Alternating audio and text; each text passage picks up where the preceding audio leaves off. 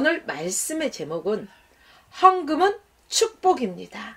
바로 봉헌의 은혜에 대해서 함께 은혜 나누려고 합니다. 우리가 감사해야 될 상황들이 살아가다 보면 참 많이 있습니다. 그때는 어때요? 아니 당연히 감사하지. 왜? 내가 하고자 하는 대로 일사천리로 척척척 마음대로 다 되면은요 감사하지 못할 사람이 없어요. 누구나가 감사할 수 있어요. 이러한 감사는요 누구든지 할 수 있는 당연한 감사라는 것입니다.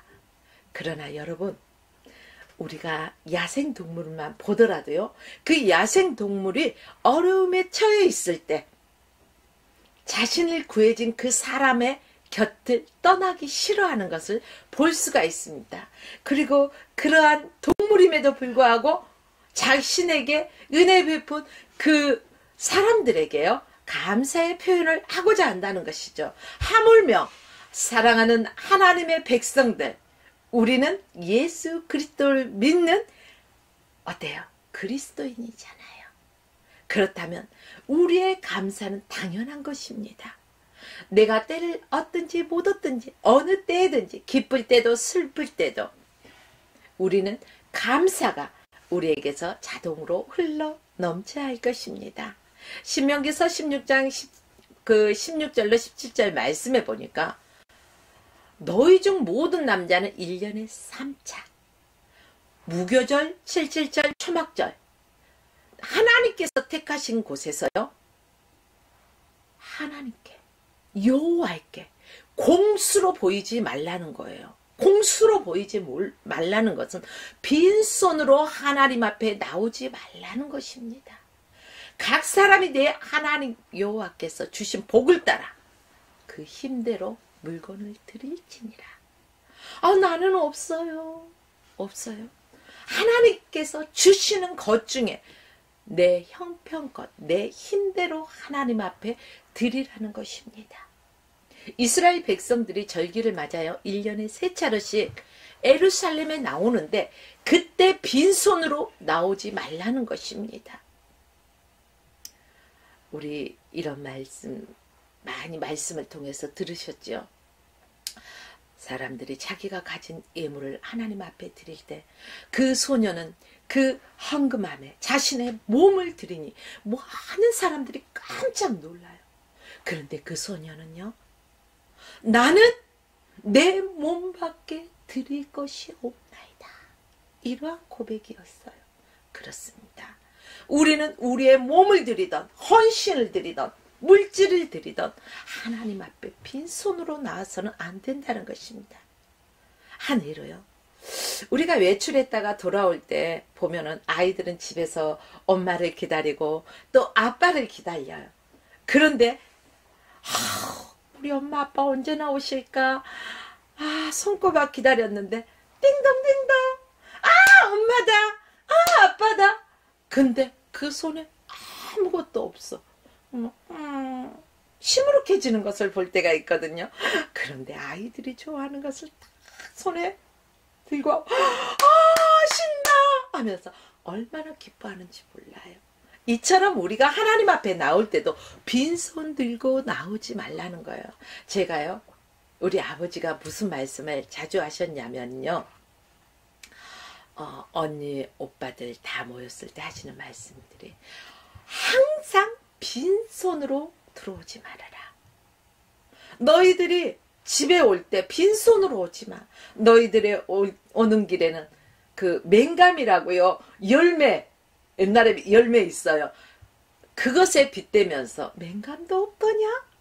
이런 말씀을 하시더라고요. 뭐가 크고 작고가 아니라 부모를 찾아뵐 때는 빈손으로 찾아뵙지 말고 작은 것이라도 정성껏 부모를 기쁘게 해드릴 수 있는 부모가 자녀의 얼굴을 보면은 그냥 너를 바라보므로 말미암아 나는 좋아. 물론 그래요. 그러나 거기에다가 알파로 부모가 좋아하는 것들을 작은 거지만 가지고 가면은 그 부모의 기쁨이 배가 된다는 거예요. 이처럼 하나님 앞에 하나님의 백성들이 예배하러 나오는 것은 당연합니다. 그런데 거기에 감사의 표현이 더해졌을 때는 그 예배가 극대화가 될 수 있다는 것입니다. 우리가 하나님께 드리는 것은요, 나 이거밖에 없는데 혹시 드리고 나면 내가 이게 없는데 조금 부족해서 손해보는 거 아니야? 전혀 그런 생각하지 마십시오. 하나님께 드리는 것은 복이라는 사실입니다. 은혜라는 사실입니다. 왜요? 하나님께 드리면 믿져야 30배, 60배, 100배. 그런데 세상에 잘못 투자하면은요, 30배, 60배, 100배가 있던가요? 아니요. 깡통 찬다는 소리도 있지 않습니까? 마이너스가 될 수가 있습니다. 그러나 하나님 앞에서는 우리가 마이너스가 되는 게 아니라 플러스 인생을 살아갈 수 있다는 것입니다. 그렇기 때문에 하나님 앞에 인색함이 있어서는 안 될 것입니다. 오늘 보면 3장 9절로 10절 말씀에 보니까 내 재물과 내 소산물의 처음 익은 열매로 여호와를 공경하라는 것입니다. 그럴 때 우리가 하나님 앞에 드려질 때 어떻게 한다고요? 내 창고가 가득히 차고 내 집들의 새 포도주가 넘친다는 것입니다. 또 마태복음 10장 24절 말씀에 봐도 누구든지 제자의 이름으로 이 소자 중 하나에게 냉수 한 그릇이라도 주는 자는 내가 진실로 너희에게 이르노니 그 사람이 결탄코 상을 잃지 아니하리라. 이렇게 말씀하셨습니다. 그렇다면 하나님께서는 헌금, 즉 봉헌을 드리는 자에게 어떤 복을 주실까? 저는요, 초신자 때 이 마태복음 10장 42절 말씀이요, 제 심장에 딱 와 꽂혔어요. 그래서 그 아파트 보면은 청소하시는 분들 계시잖아요. 그러면 시간이 그분들은 거의 똑같은 시간에 청소를 하셔요. 딱 집에 있다가 이 시간이면 청소하실 시간인데? 그러면 아니나 다를까 마포걸레질을 막 하는 소리가 들려. 막 빗자루 쓰는 소리가 들리고, 그러면은 빨리 냉장고로 가가지고 뭐 그때 야쿠르트라든가 뭐 이런 음료수 한 잔이라든가 이런 것들을 빨리 준비해가지고 문 열고, 아줌마 고생 많으십니다. 이거 한 잔 드시고 가세요. 그러면서 전 속으로요, 그분이 드시고 나면 하나님 감사합니다. 오늘 또 이 냉수 한 그릇과 같은 이 작은 섬김이지만 이 속에 주님이 함께 하시고 기억하십니다. 하나님 내게 이러한 기회를 주셔서 감사합니다.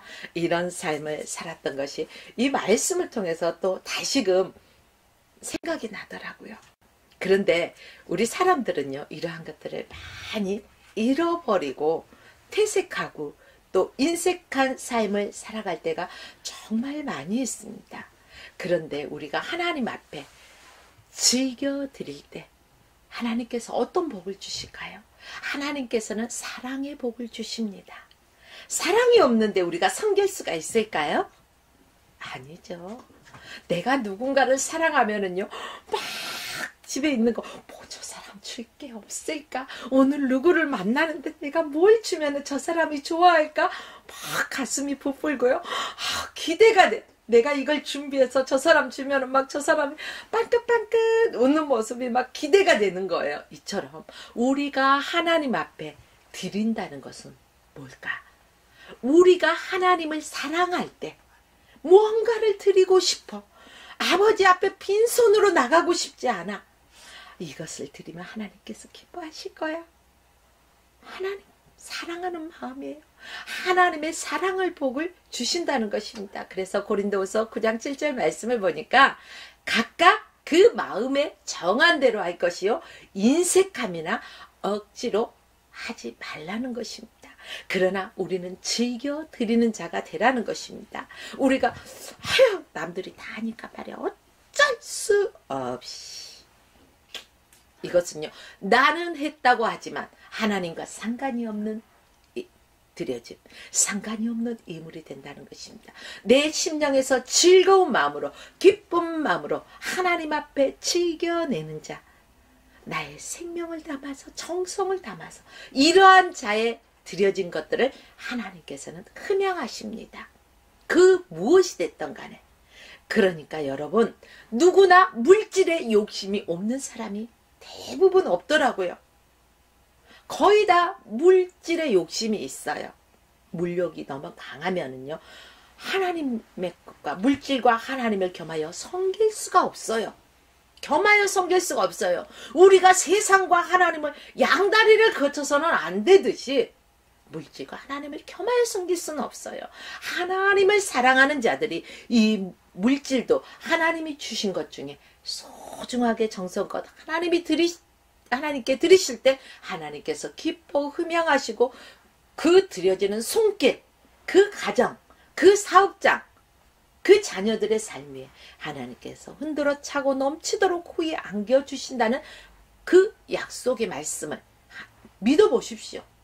하나님의 약속의 말씀은 우리는 의심하지 말고 의심하는 자 받을 줄로 생각지 말라고 했습니다.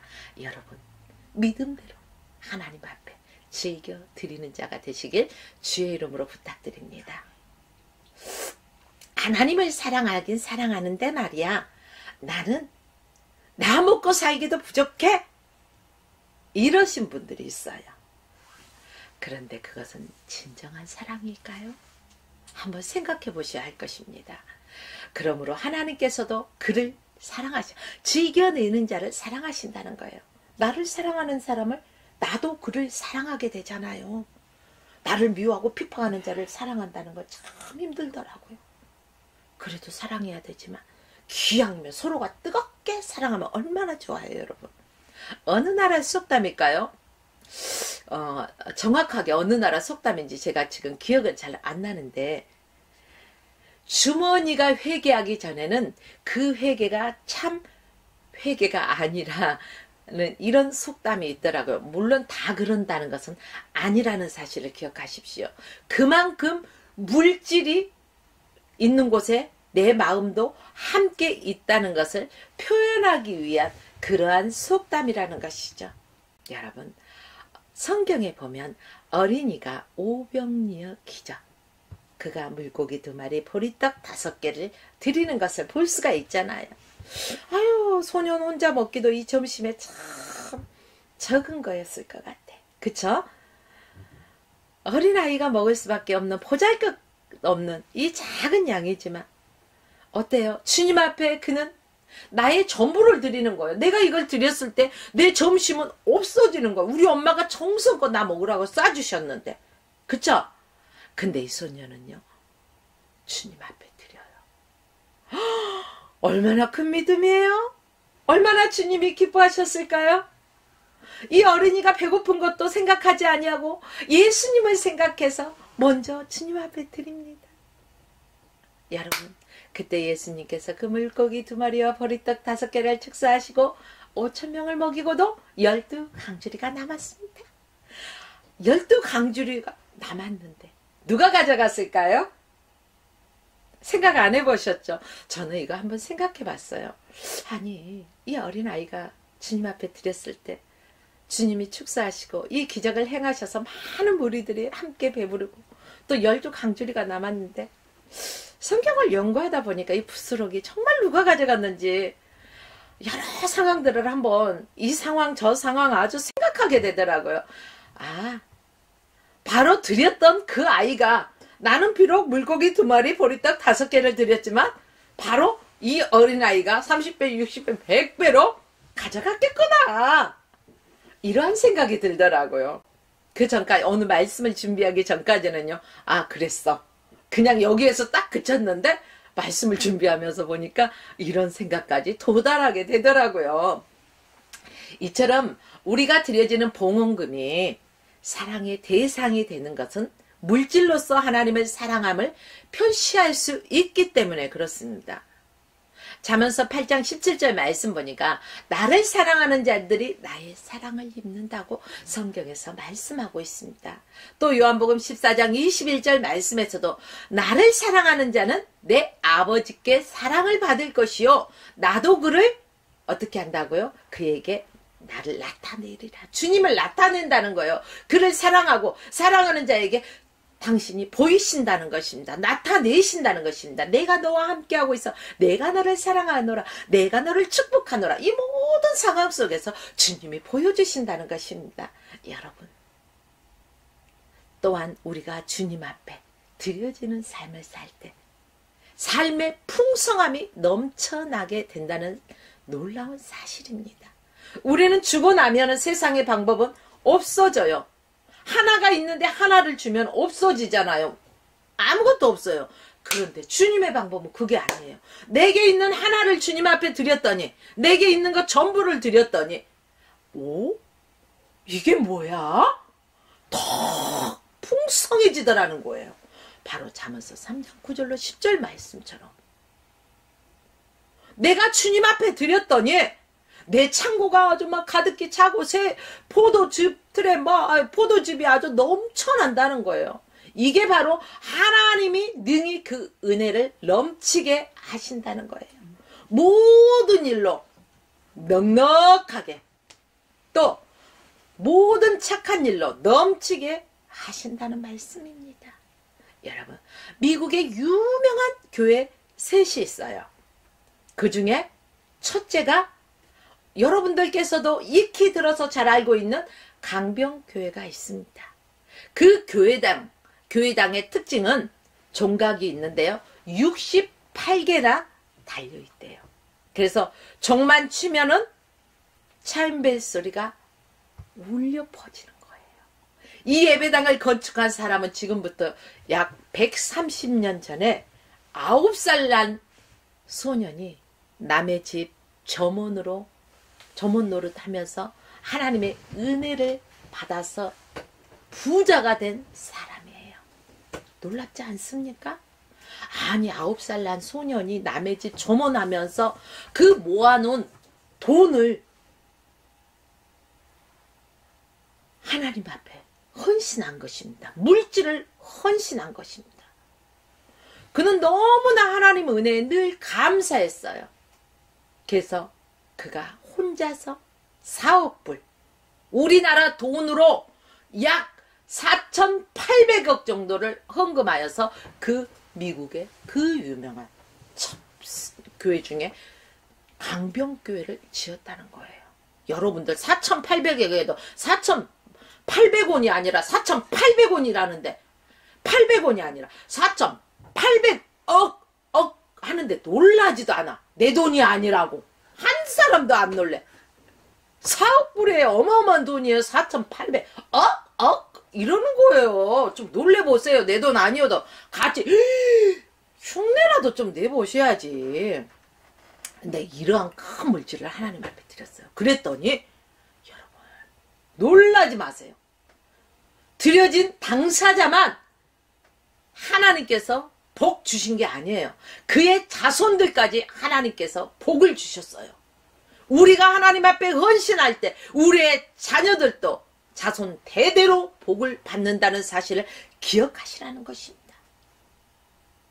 오늘 미국 경제를 좌우할 만큼 큰 부자가 된 그분의 손자 이름이 누굴까요? 여러분께서 너무나 잘 알고 있는 당시 세계 최고의 부자 록펠러라는 사실입니다.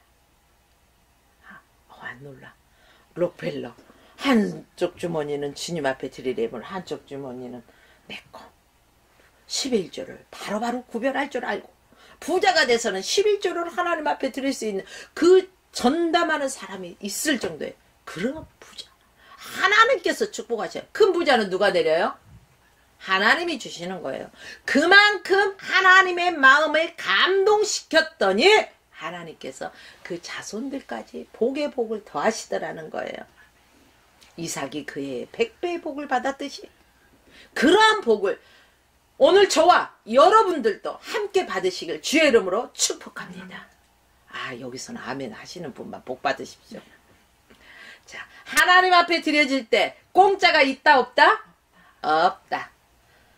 사람 앞에서는요, 우리가요, 받을 줄로 생각지 말고 그냥 주님의 이름으로 섬겨야 합니다. 그러나 우리가 하나님 앞에 드리는 것은요, 하나님이 감동하셔. 오, 경호가 네가 나를 위해서 이렇게 헌신하는구나. 내 마음이 기뻐. 그래? 흔들어 차고 넘치도록 후에 안겨줄게. 이렇게 축복하시는 거예요. 할렐루야. 여러분들에게도 이러한 축복의 주인공이 되시길 주의 이름으로 축원합니다. 또 이렇게 하나님 앞에 드려질 때 환난 날에도 특별한 은총으로 하나님께서 도우신다는 사실입니다. 우리가 인생을 살아가다 보면요, 봄, 여름, 가을, 겨울, 인생에 희노애락이 있다는 거예요. 그런데 이런 환난 날에 나를 부르라. 내가 너를 건지리니 내가 너를 영화롭게 하리라. 이 말씀처럼 하나님의 특별한 은총이 있다는 거예요.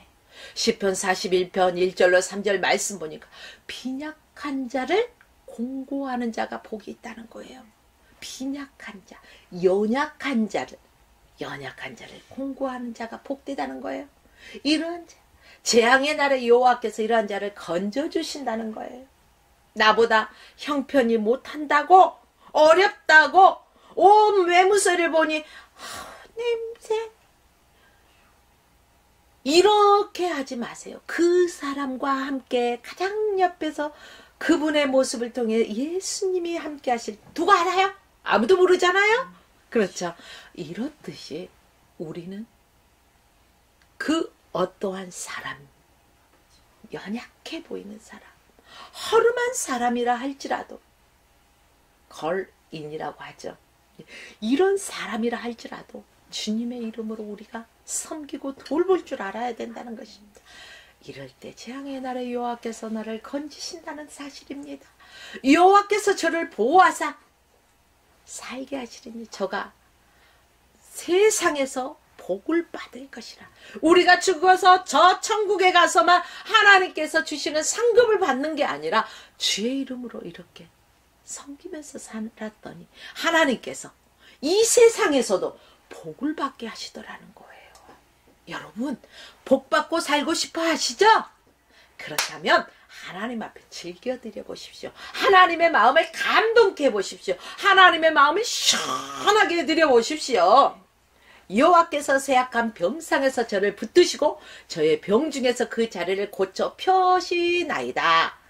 우리가 연약할 때에도 하나님께서 우리를 붙드시고 우리의 어떠한 질병 가운데 있다 할지라도 하나님께서 능히 고치시고 치료하실 것을 믿고 우리는 하나님 앞에 기도한다는 거예요. 바울이 사울이었을 때 주님을 믿고 따르는 자를 핍박하고, 오늘은 또 어디에서 그래? 그것에 갈 거야. 막 핍박하러 갑니다. 가. 그러다가 다메섹 동산에 이르렀을 때 사울아, 사울이죠. 사울아. 누구십니까? 빛이. 나는 내가 핍박하는 예수라. 주님의 음성을 듣고 깜짝 놀랐어. 근데 무슨 현상이야? 눈이 안 보여. 잘 보이던 눈이. 그래서요. 믿음의 사람 통해서 또 안수기도를 받는 과정이 있잖아요. 그래서 안수기도를 했더니 어때요? 와, 눈에서 비늘 같은 게 샥 벗어지니까 그 눈이 밝아졌어. 살아계신 하나님을 만났어요. 내가 귀로만 듣고 지식으로만 알고 있던 주님을 인격적으로 만났어요. 이제 그 사람은 사울이 아니라 바울이에요. 주님을 증거하러 다녀요. 복음을 전파하러 다녀요.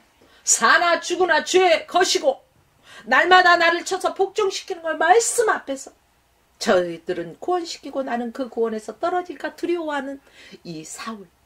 여러분, 하나님은 영적인 눈을, 사울의 눈을 열으신 것처럼 또 육의 눈도 열으셨잖아요. 잠깐 보이지 않다 보게 하셨잖아요.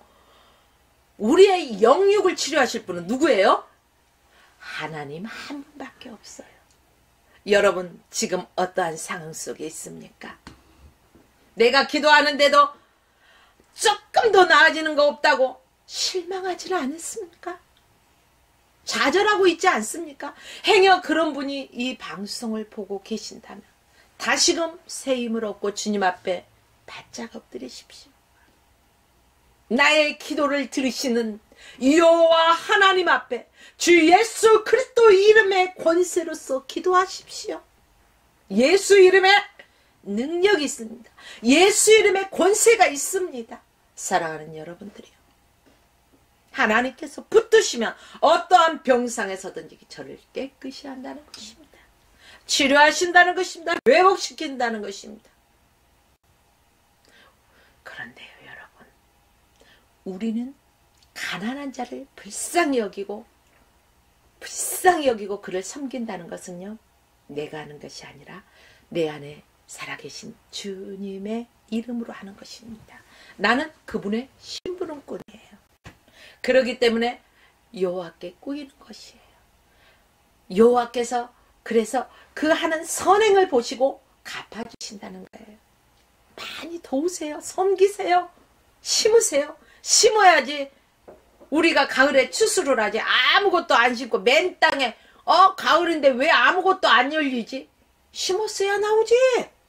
내가 뭘 심었어? 물질 심은 자 물질의 복을 받으실 것이고, 몸으로 섬기고 심는 자는 건강의 축복을 받을 것이고, 시간으로 축복을 심는 자는 또 거기에 또 복을 받을 거예요.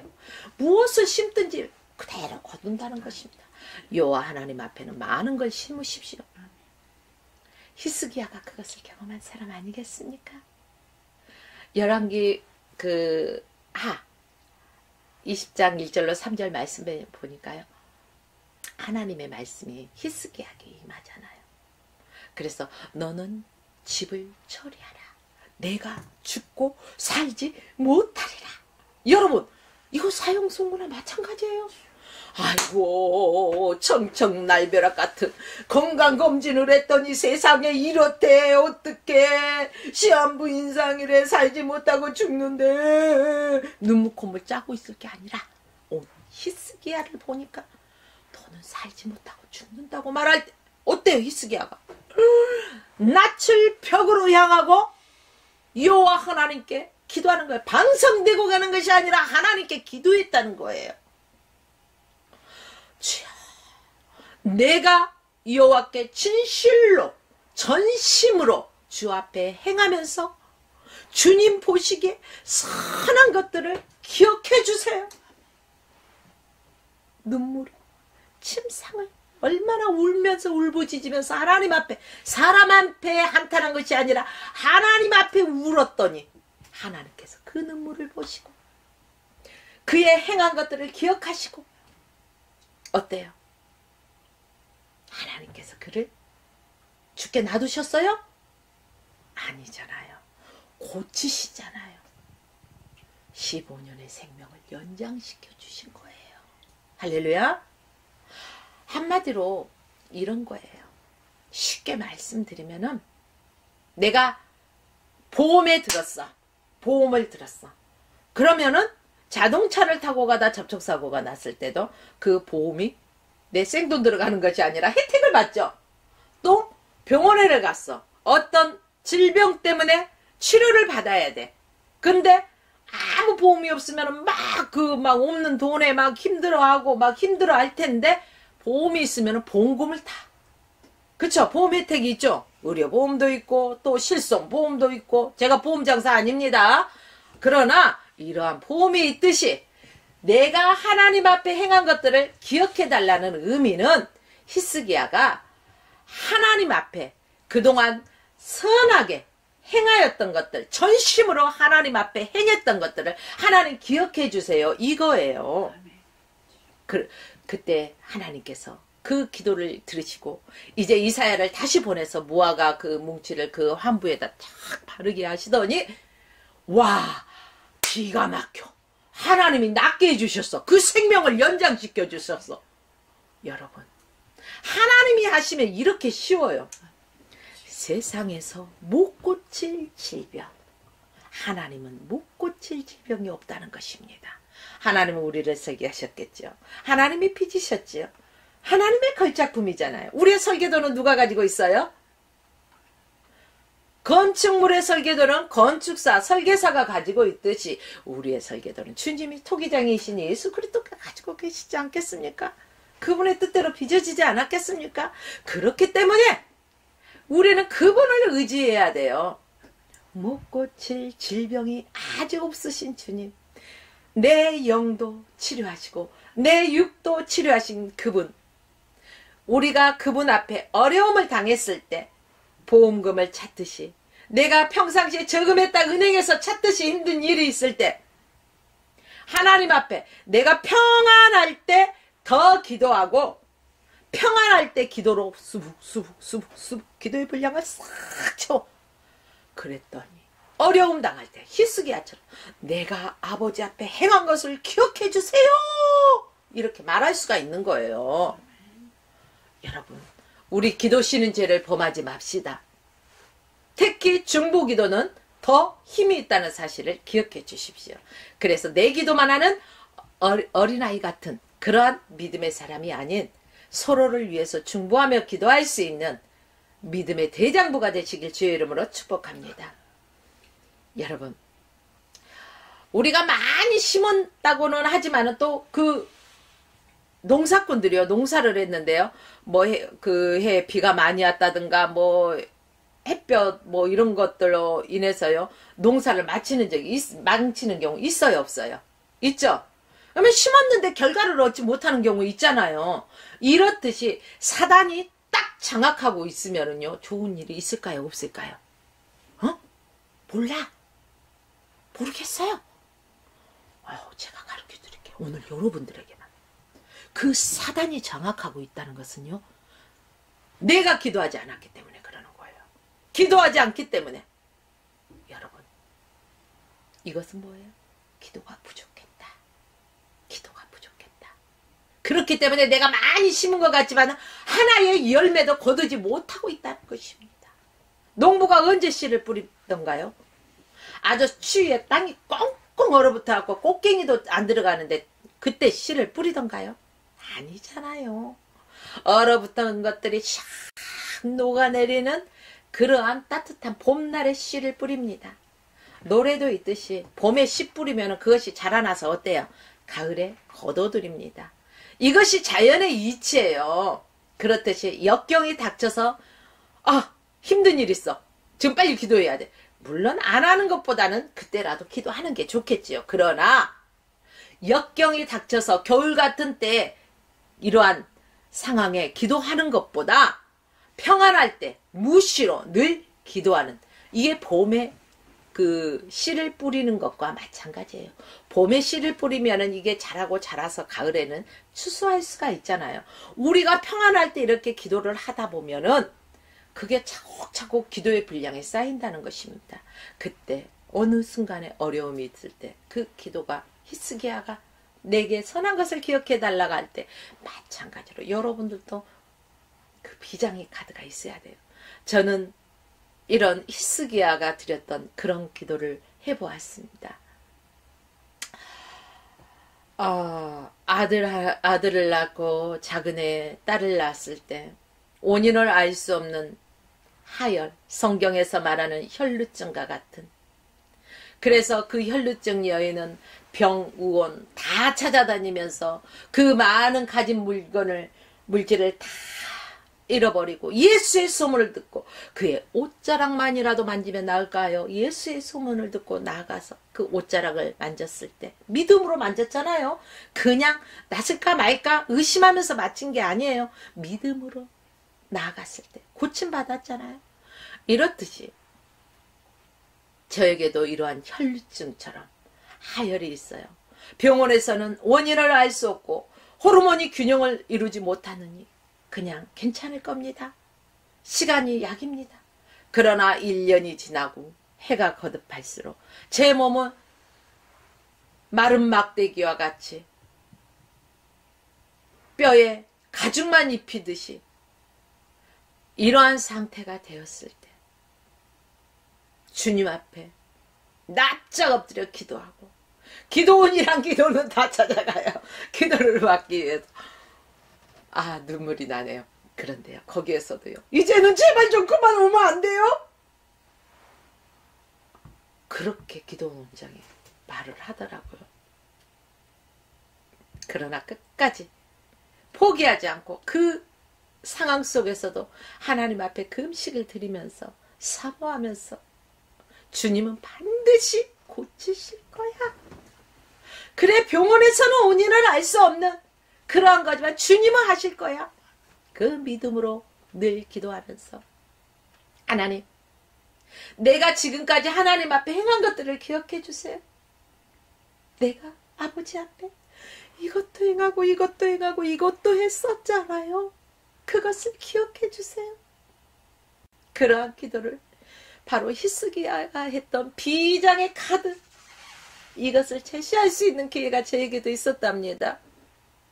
하나님께서는요, 내 몸에 흐르는 하혈이 멈추는 것을 내 자신이 먼저 느끼게 하셔서 빨리 화장실로 가서 확인을 했는데 하나님의 은혜가 크십니다. 하나님께서 치료하셨습니다. 여러분, 이렇듯이 죽은 자도 살리신 하나님, 우리가 하나님 앞에 이렇게 기도로 쌓아야 돼요. 헌신으로 쌓아야 된다는 것입니다. 무엇이든지 하나님 앞에 즐겨내십시오. 꼭 물질이 아니라도 좋습니다. 여러분의 몸도 기도도 전도도 시간, 건강, 물질, 하나님 앞에 정성껏 드릴 수 있는 건 다 드리세요. 하나님 앞에 아까워하지 마세요. 그분은 넘치도록, 흔들어서 넘치도록. 장에 가면요, 지금은 쌀을 대로 팔지 않죠. 깨도 그렇고. 근데 이렇게 담아줘, 대에다가. 근데 쭈르륵 흘러내려. 근데 어떤 주인은요, 탁탁탁 치면은요, 이게 위에 있던 게 톡톡톡 빈틈이 없이 들어가. 그러면 더 많이 들어가요. 이렇듯이 하나님은 흔들어 차고 넘치도록 후에 주시는 분이심을 믿으십시오. 평상시에 우리가 아주 작은 금액이라도 꾸준히 저금을 하다 보면은 아주 긴급하게 그것을 은행에 가서 찾아서 긴급한 일이 있을 때 사용하듯이 우리가 평안할 때 늘 무시로 깨어서 기도하면은 히스기야가 하나님 앞에 기도할 때 그의 전심으로 행했듯이 그의 선한 것을 기억해 달라 하였듯이 바로 우리도 그 믿음의 기도의 분량을 채우시길 주의 이름으로 축복합니다. 기도에 저축을 많이 합시다. 내 기도만 하지 말고 중보 기도도 많이 합시다. 여러분, 또한 하나님 앞에 즐겨 드리는 자는요, 영원한 의로 빛나게 해주신다는 사실을 기억하십시오. 고린도서 9장 9절 말씀을 보니까 기록한 바 저가 가난한들에게 주었으니 그의 의가 영원토록 있느니라. 내가 누구 도와줬어 소문내라는 게 아니에요. 오른손이 하는 것을 왼손이 모르게 하더라도 주님은 그것을 기억하시는 거예요. 그리고 그가 영원히 빛나게 하신다는 것입니다. 구제하면 그가 영원토록 있다는 사실을 기억하십시오.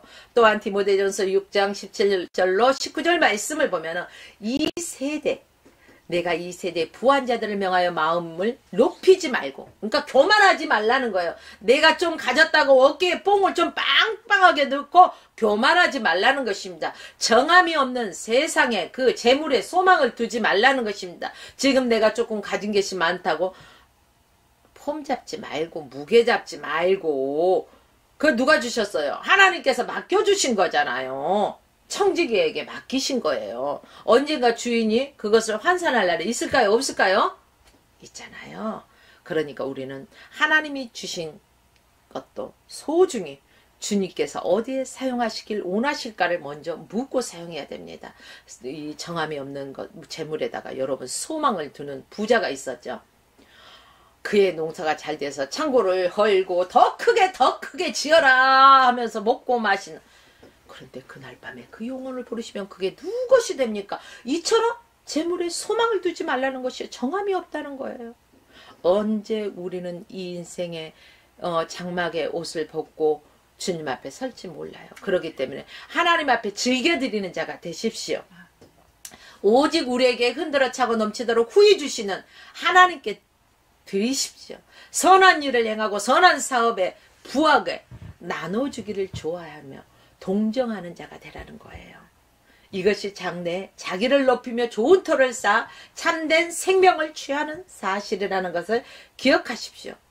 돈으로도 천국은 갈 수 있어요? 여러분, 갈 수 있어요? 못 가요? 오늘 예배 드리신 분들은 다 얌전하신 분들은 양반들만 오셔서 그냥 침묵하신가 봐. 근데 제가 어렸을 때 주일학교에서 배운 찬양이 있어요. 믿음으로 가는 나라. 제목이 믿음으로 가는 나라. 돈으로도 못 가요. 힘으로도 못 가요. 벼슬로도 못 가요. 지식으로도 못 가요. 어여뻐도 갈 수 있어요? 아니요. 어여뻐도 못 간대요. 마음 착해. 야, 착하니까 너는 그냥 천국은 따는 당상이야. No! 아니라는 거예요. 마음 착해도 갈 수 없어요. 하나님을 믿는 우리 개신교, 기독교, 크리스찬들 이런 사람이 천국을 가잖아요. 저 불교나 어디나 뭐 구원이 있어요? 없잖아요. 부활의 종교는 어디예요? 기독교예요. 무덤이요. 빈 무덤이에요. 다 사람이 죽으면 무덤이 있어요? 없어요? 있잖아요. 그런데 우리 주님은 부활하셨기 때문에 빈 믿음, 빈 무덤이라는 거예요. 이처럼 착하다 해서 갈 수 있는 나라가 아니라는 거예요. 그러면 어떻게 가요? 나는 예쁜데, 나는 돈도 많은데, 힘도 많은데, 벼슬도 있는데, 지식도 있는데, 어예쁜데, 뺨도 착한데, 그렇게 못 가면 어떻게 가요? 간단합니다. 제가 오늘 그 비밀을 말씀드려요. 거듭나면 가는 나라. 믿음으로 가는 나라. 믿음으로 가는 나라가 하늘나라는 것입니다. 우리 예쁜 육신의 모습도 높고 부한 물질도 높고 화려한 궁대골 같은 집도 높고 다 이 육신의 장막을 벗고 다 놔두고 가는데요. 우리는 믿음은 가지고 간다는 것입니다. 그렇기 때문에 우리가 주님 앞에 최선을 다해서 내가 가진 것들로 주님 앞에 드려지고 헌신하는 자가 되시길 주의 이름으로 축복합니다. 여러분, 헌금 봉헌 하나님 앞에 드려진다는 게 이토록 큰 거, 놀라운 것입니다. 다니엘서 12장 그 3절 말씀에 보니까 많은 사람을 옳은 대로 돌아오게 하는 자는 별과 같이 영원토록 비추리라, 이런 말씀이 있어요. 그런데 주의 종들만 복을 받을까요? 아니요. 기도로 물질로 협력하는 사람도 궁창에 빛과 같이 빛나는 복을 함께 받는다는 것입니다. 고린도후서 8장 4절 말씀 보니까 이 은혜와 성도 섬기는 일에 참여하는 일이라는 것입니다. 하나님의 은혜가 성도들, 우리 성도들 마음속, 심령 속과 오늘 주의 종들의 심령 속, 우리 모두의 심령 속에 하나님의 은혜가 충만하여서 하나님 앞에 즐겨 드리는 우리 모두가 되시길 축복합니다.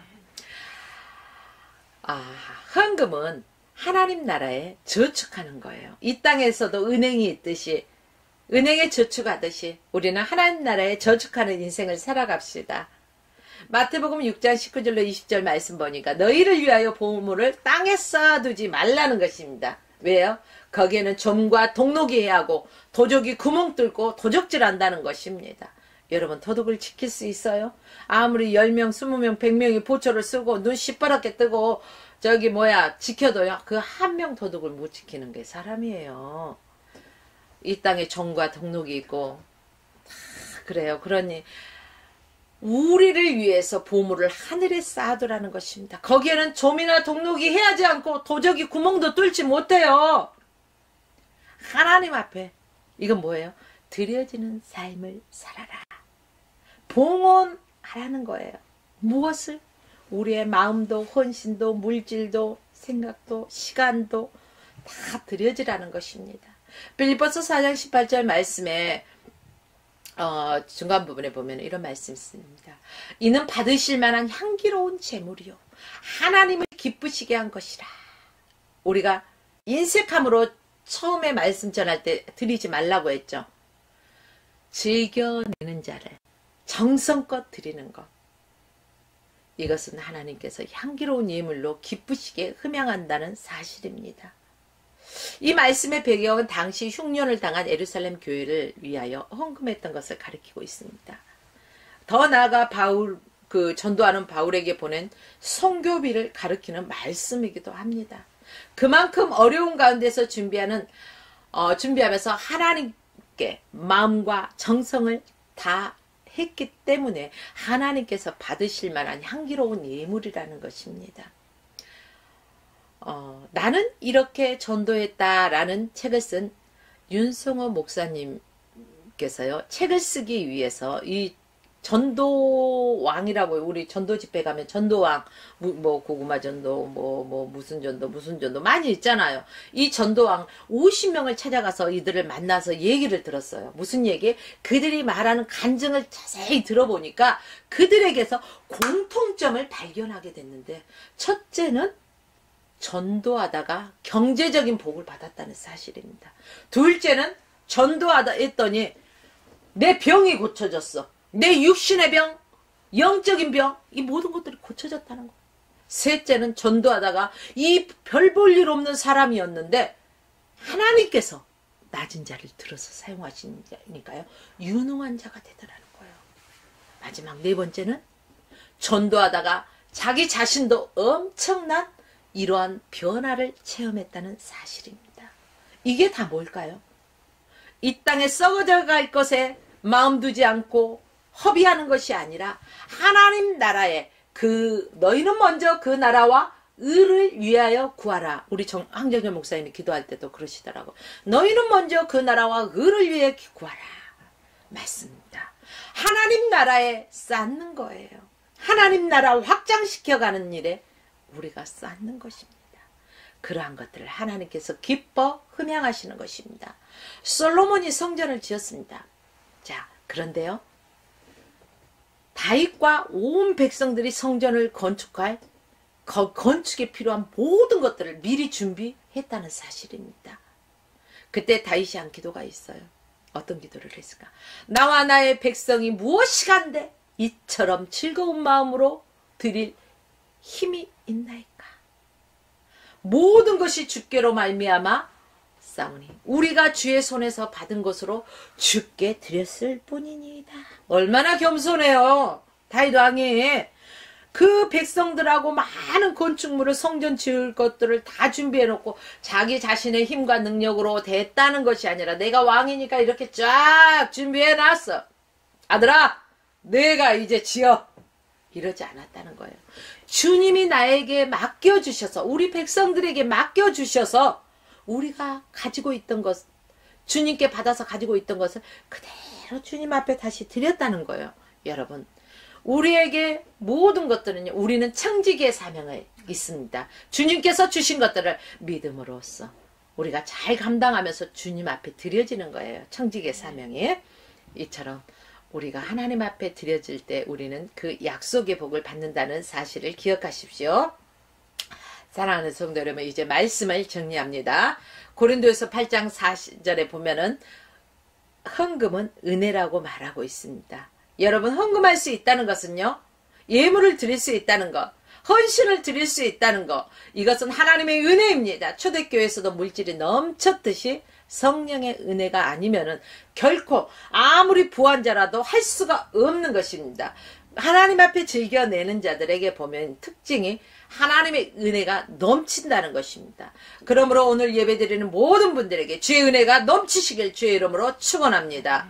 그러나 여러분, 한 가지, 헌금을 드릴 때 복 받기 위해서가 아니라 내가 복 받기 위해서 드리는 거야, 어쩔 수 없이, 이게 아니에요. 진정 하나님 앞에 당연히 감사하고 순수한 마음으로 드려져야 한다는 것입니다. 그래야 진정 하나님께서 받으시고 성경에서 약속하신 온갖 아름다운 복으로 저와 여러분들에게, 우리 모두에게 채우시는 복이 넘쳐나시길 주의 이름으로 축원하며 오늘 말씀을 마칩니다.